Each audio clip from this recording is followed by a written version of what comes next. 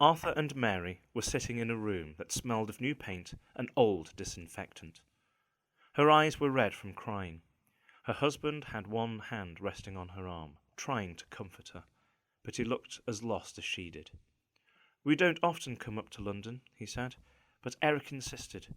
He wanted to go to Hamleys and see this musical. "We should have run after him," Mary stammered. Fresh tears brimmed at her eyes. "But it was very difficult. We had all his presents," Arthur explained. Eric had chosen a new train set, and the walkie-talkies, the keyboard, the rollerblades, and the modelling kit. We had so many bags, we could hardly move. "My little angel," Mary wailed. "He wasn't a complete angel," Arthur said gently. "I mean, we told him to stay close to us, but he wouldn't listen. And the truth is, he'd been in a bad mood all day.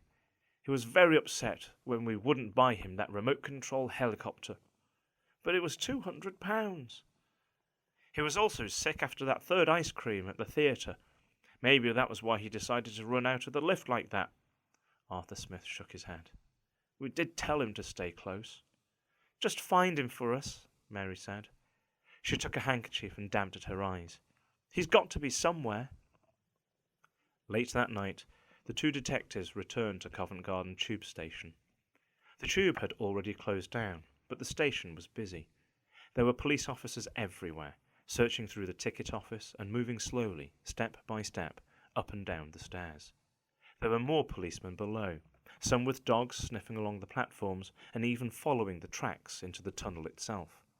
Both the lifts were being examined by forensic scientists in white coats and plastic gloves.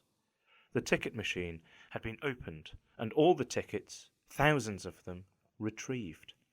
There was just a chance that the police might find a fingerprint on one of them. Maybe it would lead them to a maniac, a murderer. But even that wouldn't explain how the 11-year-old boy, with at least 30 complete strangers packed in tight all around him, had managed to evaporate into thin air. Falcon peered into the lift that had carried Eric up. It was an ugly metal box with a heavy sliding door at each end. There was a small window in the side, but the glass was too dirty to see through, and anyway, it was impossible to climb out. There was something almost Victorian about it all. The whole station was grimy and old-fashioned. The passageways, lined with off-white tiles, curved into the distance. The floor was black concrete. With no trains coming and no passengers to add colour and movement, the place was somehow eerie and unnerving.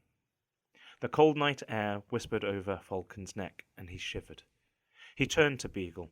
"Have you spoken to anyone who got into the lift with the boy?" he asked. "No, sir." Beagle shook his head. By the time the parents realised the boy had gone, it was too late. They'd all passed through the ticket barriers and out into the street. "We've put up a sign outside asking for people to come forward." "Yes, I saw it. But so far, no luck." There was a movement behind them, and one of the forensic men appeared, clutching a plastic evidence bag. There were 3 dirty swabs inside. "Excuse me, sir," he began. "Yes?" "We found traces of blood on the floor of the lift." He handed Falcon the bag. "Type O, and it's fresh." "The boys?" "Impossible to say at this stage, sir, but I think it's likely." "And that's all?" "One button, off a shirt. Could be his, could be anyone's. We're going to try and match it up." "Thank you." Falcon took the lift back up to the surface. He felt almost suffocated, standing inside the metal box. There was a lurch as the lift began to rise, and then nothing but the creak of the ancient cables pulling him up slowly. What had happened to Eric Smith when he had taken the lift at 4:45 that afternoon? He couldn't have climbed onto the roof or anything like that. He couldn't have left at all until the doors opened, but he had definitely got in, and he definitely hadn't got out. It was enough to drive a detective crazy.